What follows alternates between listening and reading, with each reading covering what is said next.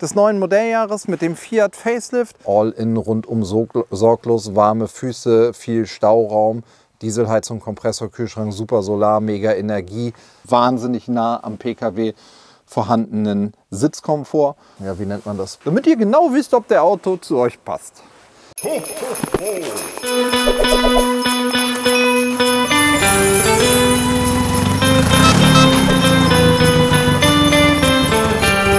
Hallo und herzlich willkommen bei Togo Reisemobile. So, wir haben es endlich geschafft. Das Modelljahr 2025 geht los. Und heute zeige ich euch den wahrscheinlich oder auf jeden Fall einen der schönsten 5,40 Meter Ducatos, weil ganz viele Sachen richtig cool gelöst sind. Wir haben einen Westfalia Columbus des neuen Modelljahres mit dem Fiat Facelift, schon mit schicken Sachen, die wir dran gebaut haben, aber vor allem mit den Spezialitäten eines Westfalias, mit Dieselheizung, mit Warmwasser-Fußbodenheizung, mit einem mega Stauraum, mit ganz vielen tollen anderen Sachen. Und wie sich das genau in dem Auto verteilt, das gucken wir uns heute an. Also lasst uns mal starten und den Columbus gemeinsam anschauen. Bevor es hier im Video jetzt weitergeht, für euch der kurze Hinweis: Am Freitag, den 13.12. um 18 Uhr machen wir für dieses Jahr unseren letzten YouTube-Livestream. Da seid ihr herzlich eingeladen mit allen Fragen, die ihr habt zum Modelljahreswechsel 24/25, zu Lastrada, zu Westfalia, zu Pössl, zu welche Felgen könnten auf mein Auto passen oder soll ich bei meinem Nova untenrum Raptor-Lack machen. Was euch einfällt, was unsere Branche betrifft, aktuelle Marktsituation. Ich bin gespannt auf eure Fragen. Freitag, 13.12., 18 Uhr. Ich freue mich auf euch. Also, womit haben wir es zu tun? Der Ducato hat ja ein komplett neues Facelift bekommen. Das zeigt sich einmal relativ deutlich in dem Äußeren, dass eigentlich die gesamten Kunststoffteile hier neu gestaltet sind. Neue Ecken, neuer Kühlergrill und alles, was Blech und Scheinwerfer ist, im Prinzip genauso bleibt, wie ihr es von vorne oder von vorher kanntet. Das heißt, theoretisch könnte man wahrscheinlich sogar einen alten umbauen, aber das will man, glaube ich, gar nicht, weil das einfach beides ja schick und gut aussieht. Mit dem Facelift gibt es ein paar Sachen, die neu oder einfacher mit dazukommen. Dieses Auto hat jetzt zum Beispiel ein Abstandsregeltempomat mit dabei. Der hat den 360° Parkassistenten, das heißt vorne und hinten die Parksensoren, zusammen mit der Möglichkeit, das Auto auch einparken zu lassen. Das haben wir übrigens neulich mal ausprobiert. Da verlinken wir euch oben in der Ecke jetzt kurz das Video. Schaut euch das mal an.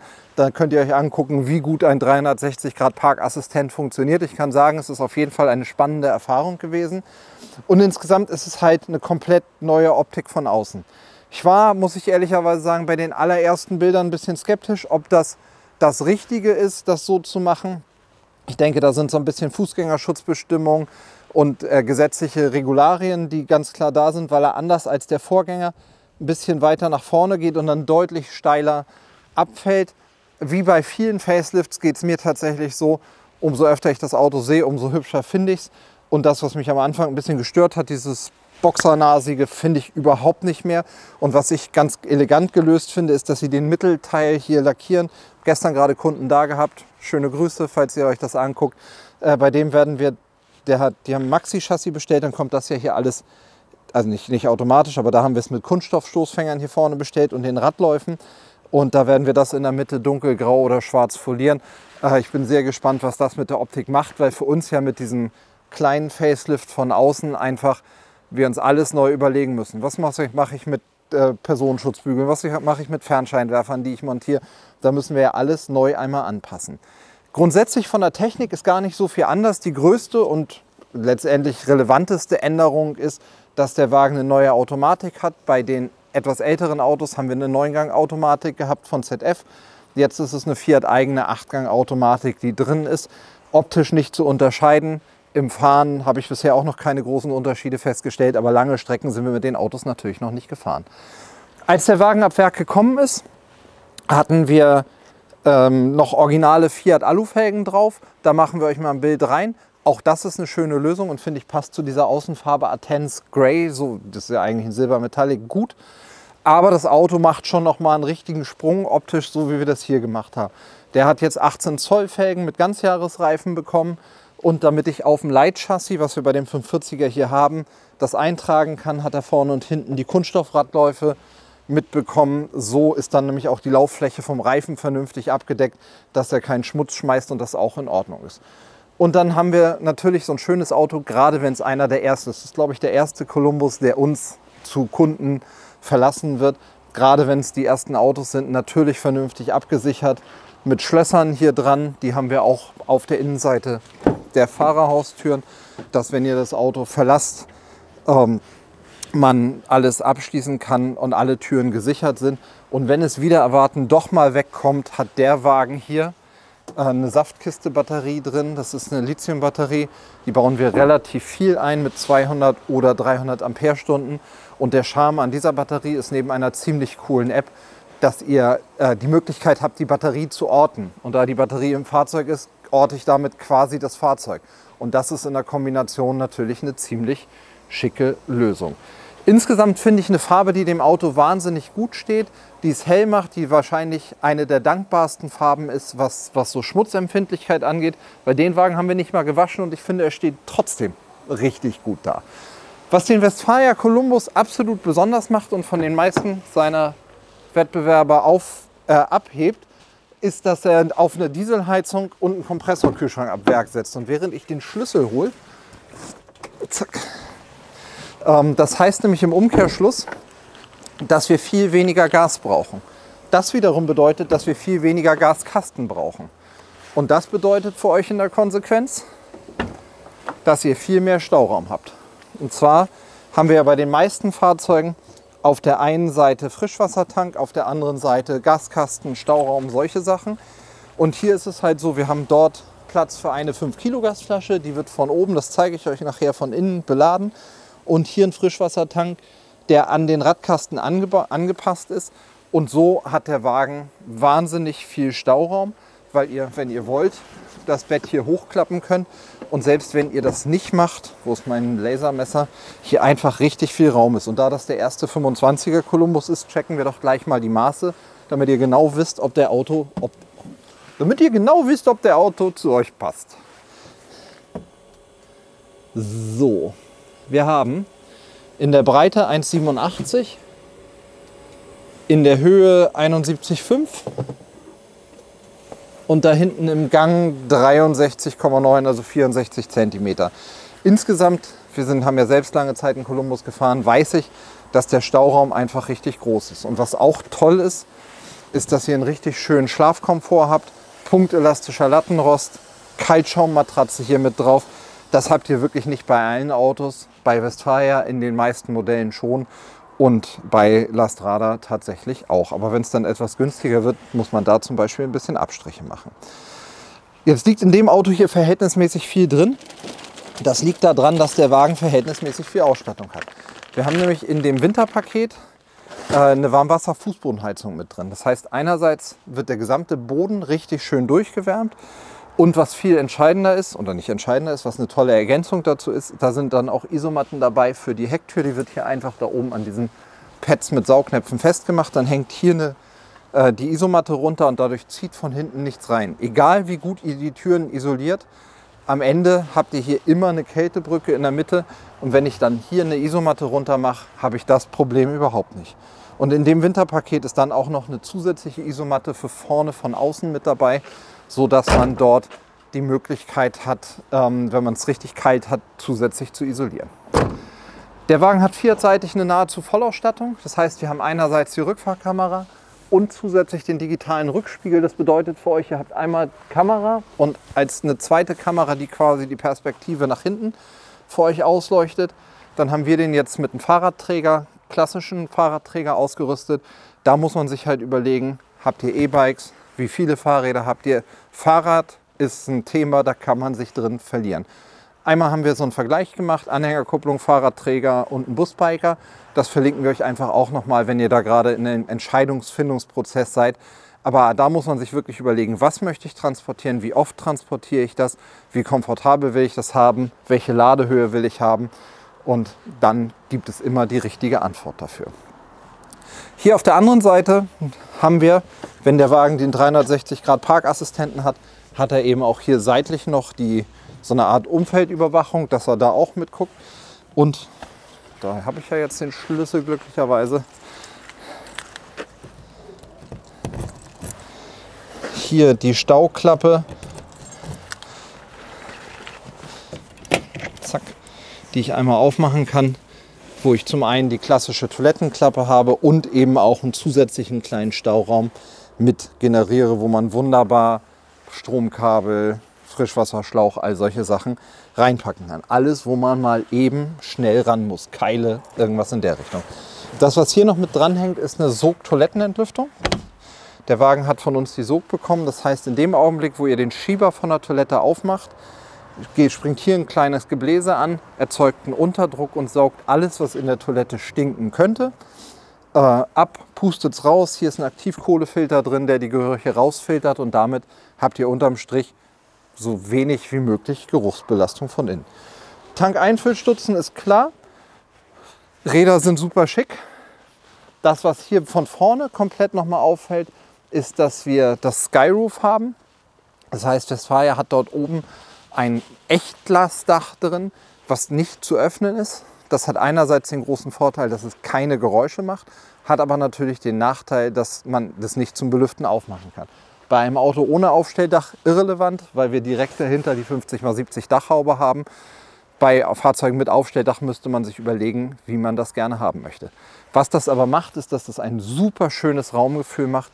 Und deswegen gucken wir uns jetzt mal an, wie das Skyroof den Innenraum des Fahrzeugs verändert und wie großzügig so ein 540er tatsächlich in der Realität wirken kann. Ja, und das ist nämlich der Effekt, den ihr erzielt, wenn ihr so ein Skyroof habt. Hier ist normalerweise die Abtrennung mit einem zugegebenermaßen praktischen Fach darüber.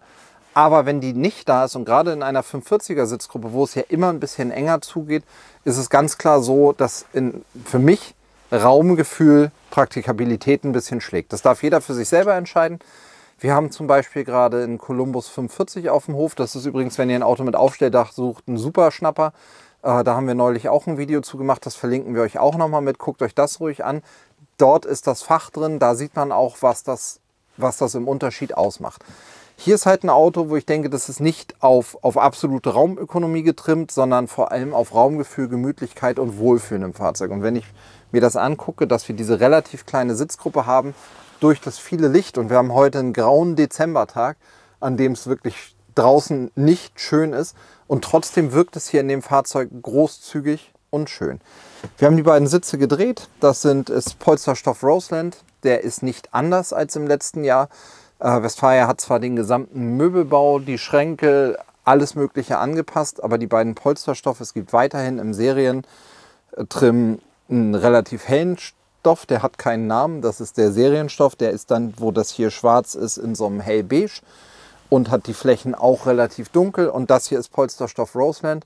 Und dann habt ihr beim Columbus ja die Möglichkeit, Teilleder, Kunstleder oder Echtleder in Zusammenhang mit so einem Mikrofaserstoff oder als Vollleder zu nehmen. Also da kann man sich schon austoben. Allein die Lederfarben sind zweistellig. Da finden wir für jeden die passende Lösung. Und wir haben auch schon echt wilde Sachen umgesetzt. Himmelblau mit hellgrau und Firmenwappen-Logo von der Pension. Also was ihr wollt, kriegen wir unterm Strich hin. Ja, überlegt euch, was da der richtige Weg ist. Hier ist halt wirklich super viel Licht. Wenn man sagt, da kommt mir zu viel Sonne rein, kann ich das natürlich auch zumachen. In unserem Columbus, den wir gefahren sind, war für mich das Praktischste daran, dass morgens, wenn wir aufgestanden, also einmal neben dem Durchstieg auf den Sitz, dass man einfach gut nach hinten kommt, dass morgens, wenn wir aufgestanden sind, immer noch so halb verpennt und noch nicht fertig angezogen durchs Auto läuft, man hier aufmachen konnte, eigentlich alles taghell und schön hatte, aber keiner einem reingeguckt hat. Das fand ich total angenehm. In der Sitzgruppe haben wir beim Columbus einmal hier den Tisch, den ihr normal frei verschieben könnt. Das ist jetzt als Schwenktisch bestellt. Das heißt, hier haben wir das Ausdrehteil unten mit dran. Und die Sitzbank, dafür nehme ich den Tisch mal kurz weg, kann ich euch das besser zeigen. Die Sitzbank hat hier die sogenannte Lounge-Funktion. Übrigens gibt es bei Westfalia immer irgendwo im Auto einen Platz für den Tisch. Und das ist nicht da vorne, sondern je nachdem, wie das Auto konfiguriert ist, an unterschiedlichen Stellen. Die Sitzbank hier ist ein bisschen steiler als in den meisten Fahrzeugen. Und da habt ihr die Möglichkeit, entweder, wenn man sich hier gegenüber sitzt oder mal zu viert ist, steiler zu sitzen, dafür mehr Beinfreiheit zu haben. Oder die Sitzbank zu nehmen und hier in dem Winkel nach vorne zu verschieben, um die Rückenlehne dementsprechend zu haben und das gemütlicher zu haben oder einfach hier die Beine hochlegen zu können. So, wenn das eingerastet ist, was auch ein nettes Ding hier ist, dass man es entriegeln kann und dann habt ihr hier einen Stauraum, in dem ihr noch ein bisschen Sachen in der Bank verstauen könnt. Ein Großteil des Stauraums in der Bank ist Technik. Was man ganz klar sagen muss, die Sitzbank ist eine der absoluten Alleinstellungen seitens Westfalia. Sie ist fest aufgepolstert, sie ist ausgeformt, ihr habt zweimal Isofix, ihr habt die Verstellmöglichkeit, ihr habt, ich will nicht sagen Pkw-gleichen, aber für Wohnmobilverhältnisse wahnsinnig nah am Pkw vorhandenen Sitzkomfort. Und wenn ihr wirklich lange Strecken zu viert fahrt, in den 600ern wird die Sitzbank noch einen Tick breiter und da kann man auch echt als erwachsener Mensch, das könnte man hier auch, aber im 600er Columbus geht es noch besser, von Hamburg bis München durchfahren und wahrscheinlich sitzt man hinten sogar besser als vorne. Ansonsten haben wir seitens S7 Rahmenfenster, deswegen sah der Wagen von außen so schick aus. Hier Faltplissés, also Verdunklungsrollo von unten und Faltplissé Fliegengitter von oben. Das heißt, ihr könnt euch auch hier immer richtig schöne Sichtspalten machen, dass einfach nicht reingeguckt werden kann, aber ihr rausgucken könnt. Und insgesamt ein schönes Raumgefühl mit sehr vielen punktuell ein- und ausschaltbaren Spots und überall hier hinter den Möbeln indirekter Beleuchtung, die zentral im Bedienteil dimmbar und auch in der Lichtfarbe verstellbar ist. Das heißt, ihr könnt von fast gelb, ganz warmweiß bis zu fast OP-Raum alles einstellen, wie ihr es haben wollt. So, jetzt müssen wir mal Plätze wechseln und gucken wir uns an, wie Westfalia sich überlegt hat, beim 2025er Columbus den Küchenbau zu machen. So, bei dem Auto haben wir jetzt zwei Sachen. Bevor wir auf die Küche gucken, vielleicht noch einen kleinen Blick in die Sitzgruppe hier auf dem Boden. Hier habt ihr eigentlich ein großes Staufach im Boden.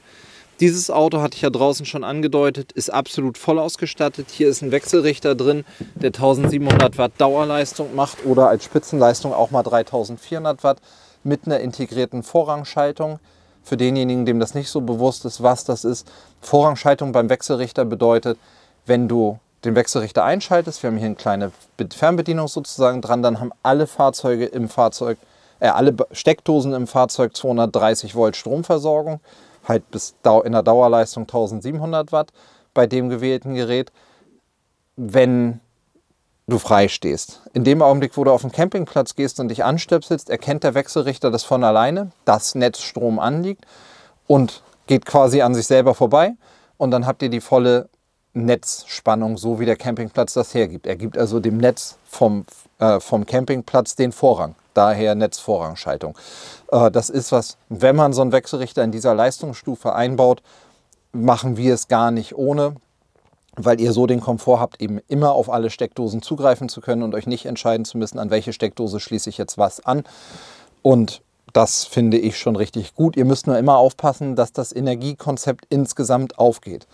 Wenn ich so einen dicken Wechselrichter drin habe, dann brauche ich natürlich auch die Leistung der Batterie. Das heißt, eigentlich geht das automatisch in meiner Meinung nach einher mit einer adäquaten Lithiumbatterie.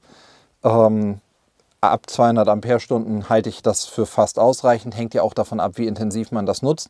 Und idealerweise auch noch mit Solar. Das haben wir hier natürlich auch gemacht. Der Wagen hat jetzt hier zweimal 150 Watt Solar. Da hatte der Kunde ganz spezifische Vorstellungen. Also wir haben jetzt muss ich auf meinen Zettel gucken, ich glaube eine 300 Ampere-Stunden Lithium-Batterie, 1700 Watt Wechselrichter und 300 Watt Solar. Dieses Auto sollte nicht an seine Grenzen kommen, weil er ja auch serienmäßig noch einen Ladebooster hat und so auch wirklich ganzjährig perfekt genutzt werden kann. Und dieses ganzjährige Nutzen, gerade um diese Jahreszeit, wenn es draußen kalt ist, kann man halt in so einer Küche richtig gut. Wir haben eine tolle Arbeitsfläche, wir haben ein schönes Waschbecken, wir haben einen relativ kompakten kleinen Kocher. Der ist jetzt nicht riesengroß, das ist nicht der richtige Kocher, um da 4-Gänge-Menüs für 6 Personen drauf zu kochen. Aber um sich selber unterwegs zu versorgen, ist das perfekt. Und viele von euch grillen ja sowieso viel draußen, arbeiten auf dem Stellplatz noch mit einer zusätzlichen Induktionsplatte, um auch draußen kochen zu können. Zur Versorgung im Auto ist das super. Und unter dieser Arbeitsplatte haben wir dann eben auch den Kühlschrank, der beidseitig angeschlagen ist, der richtig schön groß ist, bei dem ihr wahlweise das Tiefkühlfach rausnehmen oder haben könnt. Das halte ich für eine richtig schöne Lösung. Und bei Westfalia alles CI-Bus gesteuert. Das heißt, ihr könnt wahlweise am Kühlschrank oder oben übers Bedienteil das Ganze einstellen. Und dann haben wir eine super spannende Besteckschublade. Ich glaube, das habe ich oft genug thematisiert. Ich bin gespannt, wie praktisch das ist, die auch von außen zu beladen ist. Und das finde ich ziemlich cool. Ich glaube, Messer und sperriges Zeugs braucht man trotzdem noch. Das heißt, ihr werdet wahrscheinlich auch noch einen Abteil von dieser Schublade mit reinnehmen. Alles mit Soft-Einzug. Darunter nochmal das gleiche und darunter nochmal die gleiche Steckdose. Und was ich richtig cool finde, ist er hier. Dort haben wir nämlich 3 so, ja, Apothekerauszüge nennen, kann man es glaube ich nicht mehr nennen, aber 3 Gitterkörbe. So wird so ein Stauraum, früher haben wir viel Zwischenböden gemacht, so wird so ein Stauraum natürlich perfekt genutzt. Und beim 45er ist ja immer so ein bisschen die Frage, wo setze ich meine Schwerpunkte? Was ist für mich das Wichtigste? Will ich eine sehr große Sitzgruppe? Will ich ein sehr großes Bett? Will ich eine sehr große Küche? Und ich kann euch ganz klar sagen, der Westfalia Columbus hat nichts davon. Der hat nämlich alles in einer guten, ausgewogenen Variante. Wir haben nicht irgendwo einen Schwerpunkt bei Riesen dem oder Riesen jem. Also das sind einfach verschiedene Sachen. Ihr habt eine schön große Küche, aber nicht die größte am Markt. Ihr habt eine ganz tolle Sitzgruppe, aber nicht die größte am Markt. Und ihr habt ein tolles Bett, aber eben auch nicht das größte am Markt, sondern von allem viel. Was ihr definitiv als größtes habt, ist der Heckstauraum da drunter. Und was ihr definitiv am coolsten habt, sind die Warmfüße durch die Warmwasser-Fußbodenheizung. Vom Bett haben wir hier, damit ihr mal eine Breite habt, kann man sehen, wo der Punkt da hinten ist. Ich messe die reale Breite, die wirklich da ist. Hier haben wir 1,33. In der Tür wird es natürlich ein bisschen breiter. Und quer haben wir 1,93. Und hier hinten wird es ein bisschen schmaler. Da haben wir dann so 1,17, 1,18 irgendwo in der Größenordnung, je nachdem wo und was man misst. Das heißt, bei jedem 45er habt ihr immer die Situation, dass ihr zum Fußende im V quasi zusammenliegt. Jetzt haben wir keinen einzigen Schrank aufgemacht, fällt mir gerade auf. Alle Schränke im neuen Möbelbau haben diese Push-to-Open-Öffner. Wir haben hinten quer den Schrank. Ihr habt hier hinten 40x40 Dachhaube serienmäßig. Vorne auch serienmäßig 40x40. Aber jetzt in dem Fahrzeug hier mit 50x70 die optionale große Dachhaube. Wir haben bei Westfalia immer seitlich zum Bett die Fenster. Also Westfalia macht nie an Kopf- und Fußende serienmäßig Fenster hin, damit man möglichst mehr Liegelänge hat. Weil es doch erstaunlich ist, wie viel es ausmacht, wenn man ein Fenster am Fußende hat oder am Kopfende in dem, was der Rahmen aufträgt und in dem, was es gefühlt das etwas kleiner macht. So, und die Nasszelle, wie machen wir das am besten? Könnt ihr so reingucken? Ja, geht ganz gut. Wir haben eine richtig schöne 540er Nasszelle. Wir haben hier oben 2 so Schränke, die mit hochgehen, die ihr vollpacken könnt. Das Fenster in der Nasszelle serienmäßig mit dabei. Eine normale Tedford-Toilette, die bauen wir immer mal wieder auch zu einer Clesana oder zu einer Trenntoilette, Perfect Van oder irgendwas in der Richtung mit um. Kleines Waschbecken, schöner Spiegel, alles was man von der Nasszelle haben will. Übrigens auch die Duschwanne ist über die Fußbodenheizung mit beheizt. Also auch das ist richtig schön gemütlich. Und wenn das Auto erstmal seine Temperatur gewonnen hat, dann kann man damit halt richtig gut arbeiten. Was ich vom Machen immer schön fand, vom Nutzen schön fand, ist, dass wir hier diese, ja, wie nennt man das, Paneele mit drin haben, die das richtig hell machen. Ich weiß nicht, ob ihr eben gesehen habt, die hat parallel die Beleuchtung von dem etwas zu warmen Weiß auf ein relativ kaltes Weiß eingestellt. Das ist hier überall mit drin und das ist dann, guck mal, jetzt kannst du sehen, wie das hier und da sich die Farbe theoretisch verändert. Aber damit ihr möglichst realistisch mitbekommt, wie es hier aussieht, machen wir das mal kaltweiß, dass ihr das mit drin habt. Ich greife mal kurz meinen Spickzettel, wo habe ich den hingelegt? Ich habe jetzt hier mal das, was dieses Auto konkret gekostet hat. Wir werden das nicht im Detail alles einzeln durchgehen, weil die Liste echt lang ist, mehrere Seiten. Und ich habe mir gerade überlegt, es ist viel sinnvoller, dass wir gleich einmal gemeinsam kurz in die Preisliste reinschauen, weil wir bei diesem Fahrzeug, das hat einen sehr frühen Bestellzeitpunkt gehabt, noch alle Optionen einzeln zusammenstellen konnten. Die Option haben wir gar nicht mehr. Im Prinzip ist es beim Columbus so, ihr habt einen Grundpreis des Autos und für die Fiat-Ausstattung haben wir quasi 3 verschiedene Pakete und die zeige ich euch gleich lieber einmal kurz drin. Dieses Auto ist quasi gleichzusetzen mit dem Fiat Premium Paket, also All-in, alles was man haben will, alle Fiat-Optionen mit drin. Von dem, was wir eingebaut haben, es ist eine 200 Ampere-Stunden Saftkiste Batterie mit drin. Es sind 2x150 Watt Solar, der große Wechselrichter. All die Dinge, die wir im Prinzip gesehen haben, Sicherheitsschlösser, Fahrradträger, die fetten Felgen, das summiert sich in Summe natürlich auf. Unterm Strich haben wir da, wenn ich das grob zusammen addiere, irgendwo so in der Größenordnung knapp 13.000 Euro an Optionen, die wir mit eingebaut haben im Verhältnis zu der originalen Westfalia-Ausstattung. Das ist aber tatsächlich so, dass ich sehe, jedes Auto ist einzeln, jedes ist eigen. Das müssen wir dann 1:1 durchgehen und gucken, was davon wollt ihr haben. Wollt ihr irgendwas anderes mit dazu, irgendwas davon nicht. Das stellt man dann passend zusammen. Aber für den Westfalia Columbus gehen wir jetzt einmal kurz gemeinsam an den Schreibtisch und gucken einmal in die Preisliste. Und dann sage ich euch mal den Grundpreis von dem Auto. So wie der Wagen jetzt hier steht, reden wir am Ende realistisch über eine Größenordnung irgendwas zwischen 90.000 und 95.000 Euro, was da ist. Auch wenn ich das schon oft gesagt habe, das ist mir klar, dass das verhältnismäßig viel Geld ist. Aber es ist auch eine All-in rundum sorglos, warme Füße, viel Stauraum, Dieselheizung, Kompressor, Kühlschrank, super Solar, mega Energie, tolle Gemeinschaftslösung, die da ist. Mehr geht am Ende des Tages auch wirklich nicht. So, also lasst uns kurz gucken, dann sage ich euch zum Abschluss drinnen noch mal kurz, was der Grundpreis eines Autos ist und was ihr meiner Meinung nach an Paket mit dazu nehmen solltet. Und das, was die Ausstattung angeht, die wir dann für euch umsetzen, das müssen wir individuell besprechen. Kurzer Schwenk, ihr könnt mit mir, wir blenden euch einfach mein Bild, was ich hier auf dem Monitor habe, kurz mit ein. Ich bin bei Westfalia auf der Website, ihr müsst so ein bisschen aufpassen, es gibt einmal westfaliamobil.de, das ist quasi Westfalia Eigenprodukte, Ford Nugget, Mercedes Marco Polo, all die Fahrzeuge, die Westfalia für die anderen Hersteller fertigt, die aber nicht über das eigene Vertriebsnetz verkauft werden, also nicht über uns. Und dann gibt es westfalia-mobil.com und da könnt ihr einfach hier oben in dem Bereich Downloads auf die aktuellen Listen gehen. Da habt ihr immer die aktuellste Preisliste zu allen Modellen und wenn man da ein bisschen runterscrollt, aufpassen, dass es nicht zu weit ist. Schweizer Franken sind schön und bestimmt auch gut, aber für uns hier in Norddeutschland irrelevant. Und dort haben wir die Westfalia Columbus Preisliste. Da habt ihr auch, das macht Westfalia, weil sie, glaube ich, sehr automobil geprägt sind durch die Zusammenarbeit mit Mercedes, Ford und bis zu einem gewissen Zeitpunkt ja auch lange Zeit VW. Sehr Pkw-mäßig, dass ihr sehr klar gucken könnt, wie sind die Autos ausgestattet. Für uns relevant ist die Preisgestaltung. Wir haben einmal hier den 540D. Dort haben wir 3 verschiedene Motorisierungen.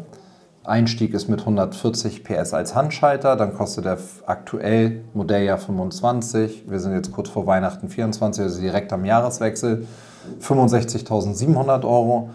Wenn ihr 140 PS mit Automatik haben wollt, kostet es 69.389, dann brauche ich die Differenz nicht ausrechnen. Und so wie er draußen steht, 180 PS Automatik, ist der Grundpreis 72.616 Euro. Dann gibt es verschiedene Sachen, die serienmäßig mit dabei sind. Einmal so ein Westfalia Columbus Paket, da hat er schon super viel mit heizbarer Windschutzscheibe, Ladebooster, Lenkrad, Fahrerausverdunklung und solche Sachen mit dabei. Was für euch relevant ist, ist hier dieser Abschnitt Pakete. Und zwar müsst ihr aufpassen, was ihr haben wollt. Es gibt quasi ein New Fiat Paket Standard. Das beinhaltet so ein bisschen die Basics, die ihr braucht, aber noch kein Radio, noch keine Alufelgen, all diese Dinge nicht. Dann gibt es ein Paket, Fiat Paket Plus, das sattelt da drauf auf. Das ist dann schon relativ komplex und komplett. Das hat schon einen adaptiven Tempomat, das hat schon das Paket Vision Level 1, also Parksensoren, Leichtmetallfelgen, das große 10 Zoll Radio, das kostet 5.300 Euro und damit deckt ihr den Fiat mehr oder weniger mit elektrischer Handbremse, Rückfahrkamera, LED-Scheinwerfer. All die Dinge, die wir bei allen anderen Herstellern einzeln bestellen, sind da schon mit drin. Nahezu alle Autos, die ich bestellt habe, haben das Paket Premium mit drin. Das sattelt da quasi nochmal mit drauf. Einziger Punkt, der einem klar sein muss, es geht nicht zusammen mit Handschaltung, weil der dann den Abstandsregeltempomat, also mit dem teilautonomen Fahren hat, dieses Level 2 Fahren. Das ist der Mehrwert, der drin ist. Klimaautomatik, noch ein paar Sensoren mehr, der 360 Grad Parkassistent, 230 Volt Ladebuchse, also quasi noch eine induktive Ladung vorne, Keyless Go, Anhängerkupplungsvorbereitung, zentraler Innenrückspiegel, also diese zweite Kamera, die wir gesehen haben. Für mich ist einfach der Punkt, dass 5.366 das eine Paket kostet und das große 7.024. Das heißt, bei einem schon teuren Auto reden wir am Ende über 1.700 € Preisdifferenz, knapp drunter. Und dafür bekommt ihr halt solche Dinge wie den digitalen Rückspiegel und noch ganz viele andere Kleinigkeiten mit dazu, die in Summe einzeln deutlich teurer gewesen wären. Und das macht euer Leben fürs Modelljahr 25 halt deutlich einfacher, weil ihr eigentlich nur sagen müsst, ich will den Motor, Automatik oder Handschaltung, das Fiat-Paket und dann ist das Basisfahrzeug fertig konfiguriert.